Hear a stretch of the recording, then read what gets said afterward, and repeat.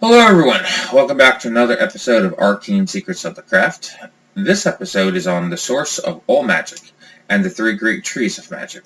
I'd like to have a short review from episode 2 where I explain what magic is. In essence, magic is belief. Let us review the definition of belief and magic as it's important in reference to this episode. Magic. Definition. A body of practices, usually associated with rituals, that allows a person to harness the power of an individual's belief, thereby directing their focus and will intertwined with intent to create a desired effect. Belief. Definition. Confidence in truth or existence of something not immediately susceptible to rigorous proof. In this episode, I'm not going to explain what magic is, as I've already done that. Now I'm going to explain where magic comes from. When it comes to explaining where magic comes from, the answer you receive will heavily depend on the person who you're speaking to at the time. In truth, there really is no one single answer to the question. The correct answer depends heavily on a variety of different factors. Many different kinds of people, cultures, traditions, religions, philosophies, as well as different covens and orders and different schools and arts of magic explain magic in different and dynamic ways. Some say magic is a seed, while others say magic is a single great tree. Every path of magic is simply a branch of that tree, and as the tree grows branches and bears fruit, becoming their own traditions and their own schools of magic with their own unique philosophies associated with them. Allow me to share with you my philosophy and explain what magic is.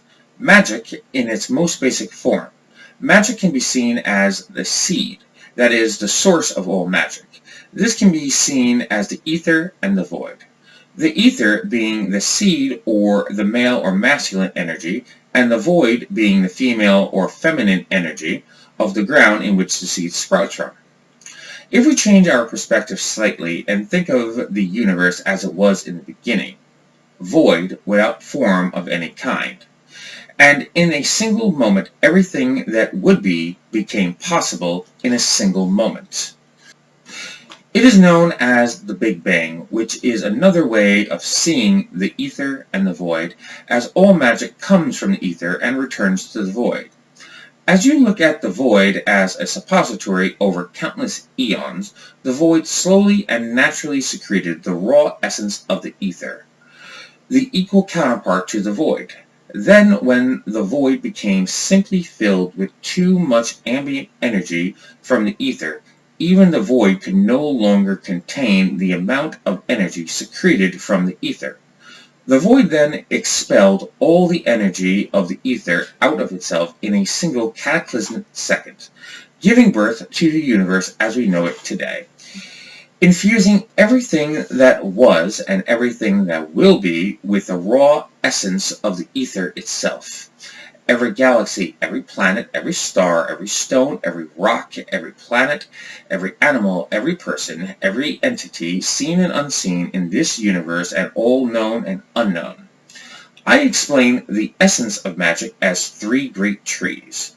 The three great trees of magic draw on the essence of magic in three separate and unique ways. They are as follows. The first great tree of sorcery that draws on the power that dwells within. The second great tree of witchcraft that draws on the power that dwells within the elements. The third great tree of divinity draws its power from that dwells within the outer realms. All other forms of magic are branches of these three trees intertwining and mingling together, creating new and unique forms of magic in their own unique and special ways. Each with their own individual philosophy and theology, each of them are important and beautiful in their own special way.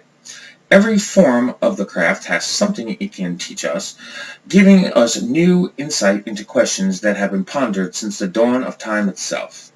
These answers may not have been achieved unless these different traditions of magic were able to foster and grow and become what they are today. This might be a good time to mention that the ether and the void is a philosophy primarily found in alchemy. My mentor was an alchemist. A portion of your mentor's philosophy will become part of your own, as these videos continue on and the years pass by.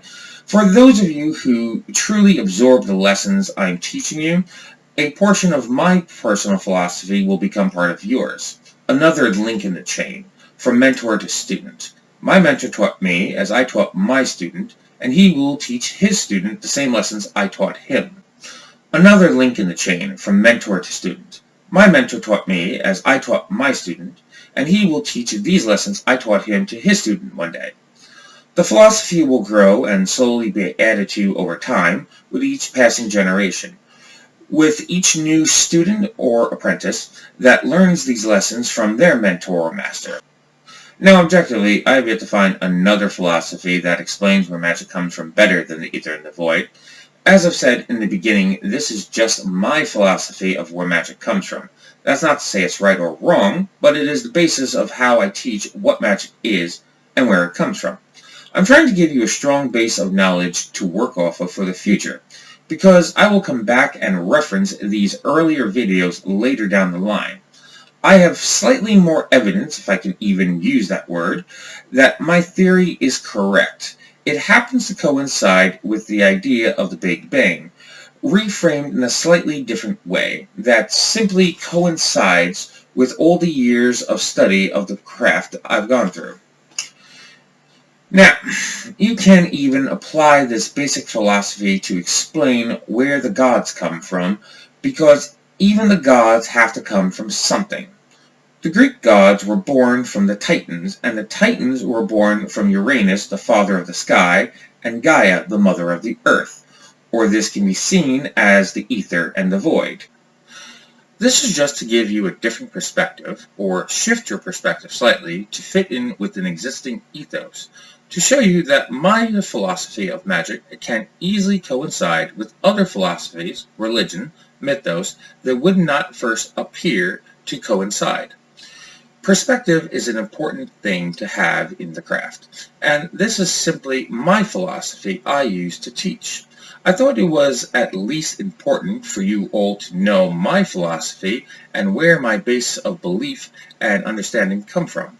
Now, let's also go back to the beginning as I reference the definition of magic and belief. Every practitioner has a basis of knowledge which they work off of.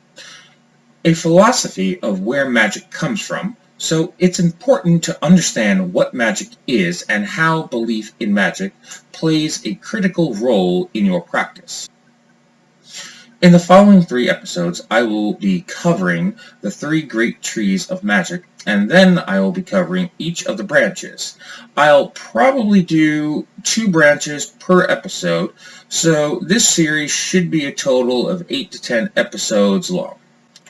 Now, this seemed like a good place to stop episode 4, because I don't want to go into or start episode 5 on the first great tree of magic, because it would make this episode far too long. It would be getting to like a half hour. So I think this is just a good place to stop it. So I wish you all the best of luck with your research, and go in peace.